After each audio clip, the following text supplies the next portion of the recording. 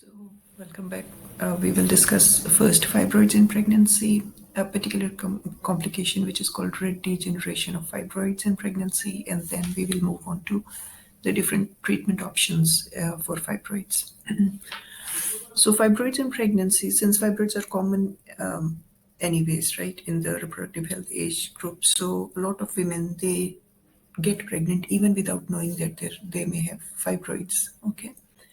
So yes, it can affect fertility, but if there is a pregnant woman with fibroids, depending on the location and the size of the fibroids, there are, in general, the risk of having a miscarriage increases. There may be fetal growth restriction depending on the location of the fibroids.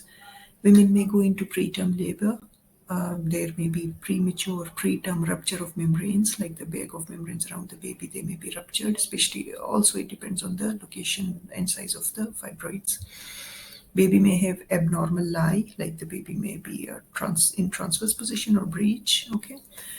And technically, especially if the uterus is in the lower part of the uterus, and if the woman needs a C-section, it may be technically difficult. Also, if a fibroid occupies the lower segment, the lower part of the uterus, then even it may hinder the in the process of vaginal birth. Okay, so all of these factors they need to be kept in mind when even deciding about the mode of delivery.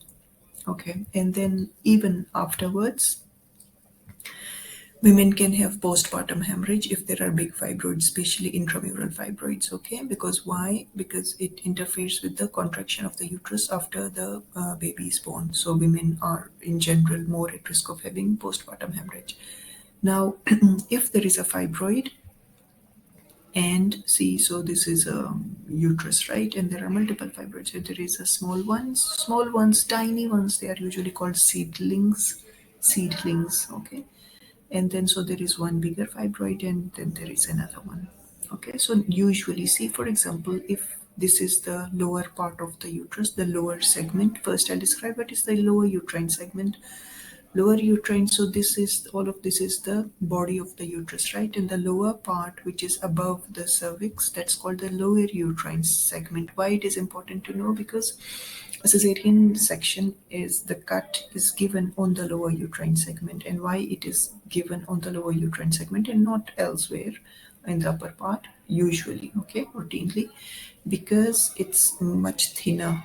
Okay, so it is thinner, and if an incision is given here, there are more chances of like there is better healing, less blood loss. Okay, because if we give a cut in the upper part, in the thicker segment, first the stitching becomes very difficult. It continues to bleed. You just waste time. There is a lot of bleeding on, and that may be poor healing. Okay, so we were discussing if there are fibroids in the lower segment of the uterus, right? Because you need to give an incision here, and sometimes all of this lower uterine segment may be occupied by fibroids. Then what to do? Of course, one option is to give an incision higher up, but we know that that's not ideal, right? Another option is to perform a Cesarean myomectomy, like Cesarean section at myomectomy. Myomectomy means removal of the fibroids at the time of Cesarean section, but it is usually not preferred until and unless, of course, when we do not have any access to the baby, right? So it is usually, see, if there is a fibroid in the upper part of the uterus, do not ideally do it at the time of C-section, okay? Because first in pregnancy, the there is a lot of blood flow, right? So almost it's said that between 20 to 30% of the all cardiac output, it is diverted towards the uterus in a mother. So imagine, and myomas, fibroids are very vascular structures. So if we start to perform myomectomy, it may continue, it may bleed a lot, okay? And what happens when there is a lot of bleeding? Ultimately, it puts patient at the risk of having ultimately hysterectomy, right? Of course, apart from other major problems related to massive postpartum hemorrhage. So yes, sometimes it may be needed, but preferably it should not be done. Okay. So there is a particular complication of fibroids during pregnancy. Okay, so it is called red degeneration of fibroids. So what happens basically is, see, in general, fibroids are vascular structures, and we know that they are dependent on estrogen, and most of them, they actually grow significantly in during pregnancy. Okay, what happens is the fibroids start to grow quite rapidly, okay, in pregnancy. And what happens, the blood flow becomes relatively inadequate, so the center of the fibroid, it does not receive needed blood flow. As a result, there is ischemic necrosis, okay, of the fibroid. So whenever there is ischemia in the body, what happens, there is pain, right? Like if there is myocardial infarct, there is ischemia, there is pain, right? So same happens here. So there is a lot of pain. Okay, so patients may, yes, they present with pain, they may have low grade fever, and they may have nausea and vomiting. Okay, so what is the treatment? Should myomectomy be performed for regeneration of fibroids? The answer is no. Okay, do not perform surgery, just do conservative management. What do we mean by conservative management? See, for example, if she will be in pain, so give her painkillers. Now, what are the safe analgesics? Usually it's paracetamol, although more recently, even now, they have just recently, American College has raised some concerns. They haven't said yet that it's dangerous, but like there have been raised some concerns. Do not give NSAIDs to pregnant women. Yes, morphine can be given. Yeah, okay. So, but always start with paracetamol. If she has fever, give her antipyretic. If she has vomiting, give her a safe antiemetic. Okay, so just this is the conservative management. If she is dehydrated, give her fluids if they are not contraindicated. Now we are not talking about pregnancy. We are just talking about treatment of fibroids in general. Okay, always remember that, not specific to fibroids, but when we are giving patients different options, always think about one of the options may be just no treatment. Okay, like there are a lot of things which do not need treatment. For example, if there is a lipoma in the body, in the skin, right? Sometimes we can just ask the patient, right? Okay, yeah, it can be surgically removed, but yeah, you can leave it, right? And that's it. So sometimes always think, in some conditions, one of the treatment options is actually no treatment. Okay.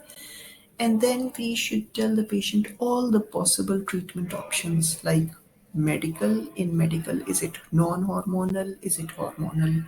Is it surgical? Is it like more invasive? It is less invasive. So, of course, for each patient, depending on their history, their contraindications, their the facilities available, the treatment options vary. But always think about, and we should discuss fully, what are the possible options for the patient. Okay, because especially for fibroids, one treatment option we cannot apply to all the patients. Now, so medical management first is like no treatment. We will discuss for which patient that's needed. And then second is medical treatment. In medical, we have a non-hormonal, and then we have hormonal. And but remember that medical options, except a few, they are usually less effective for fibroids, especially if for heavy menstrual bleeding. Okay, so see, in the last lecture we said that for heavy menstrual bleeding, one of the options is, for example, ethamsalate maleate or tranexamic acid. So it is known that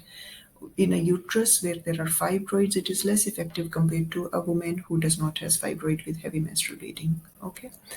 So yeah, so generally there are medical options, then there are surgical options, and then there are some alternatives. Okay, so we will talk about them, and they are important options. So, yeah, for medical options, if there is heavy bleeding, right? So just remember about all the options for heavy menstrual bleeding. Yes, we can give actually all of them, but as I said, they are less effective. So we can give her tranexamic acid, we can give her ethamsalate maleate, we can give her NSAID, especially if there is pain, if there are no contraindications, of course.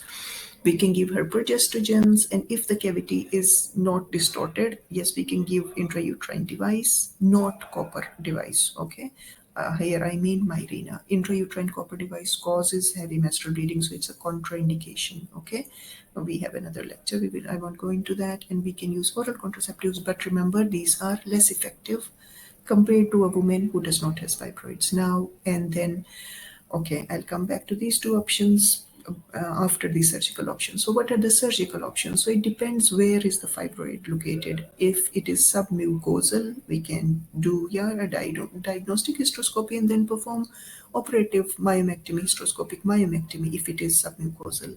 If it is intramural or subserosal, which is causing symptoms, then we can perform either laparoscopic myomectomy or open myomectomy. And depending on the situation, the last resort is performing a hysterectomy. Okay.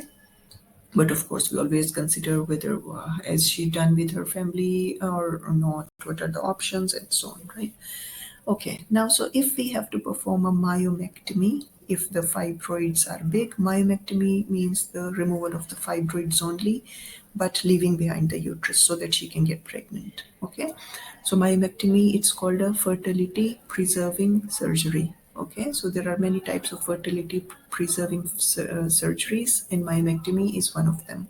So myomectomy, before there is a problem with myomectomy, the women can bleed very heavily during myomectomy depending on the size of the fibroid. Okay, so and there is almost 1 to 3% risk of having hysterectomy at the time of myomectomy.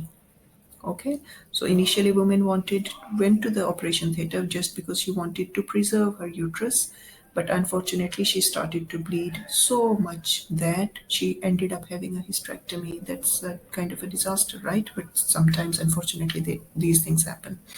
So now, to reduce the risk of hysterectomy, what we can give pre-operative GnRH analogs or GnRH agonists. They are the same, right? GnRH agonist.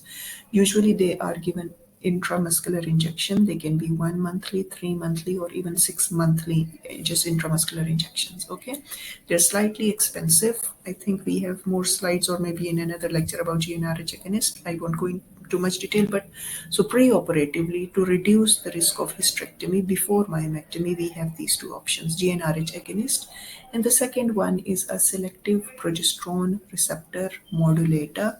That's the group of the medications. The name of that medicine is ulipristal acetate. Ulipristal acetate. Okay. So these two options, they are only used if a patient has to go to theater for myomectomy when we want to reduce the risk of hysterectomy. Otherwise, they are not, like do not fall into this first group. Okay. Now, and then we have some non-surgical alternatives. They are slightly invasive. So one of them is slightly invasive, but one is called uterine artery embolization, UAE, because where does the uterus mainly gets its blood supply from? It's from the uterine arteries, right? So you just embolize it, just kind of block it, right? And then who does it? Not the gynecologist. It's done by interventional radiologists. Okay, so the problem is gynecological, but who is treating it? Interventional radiologist. We have one slide on this procedure. And then some facilities use it's so even uterine artery embolization is not available at all hospitals. Then some hospitals may have radio frequency ablation of the fibroid, so that's RF, radio frequency ablation, or this the second one is MRI guided focused ultrasound.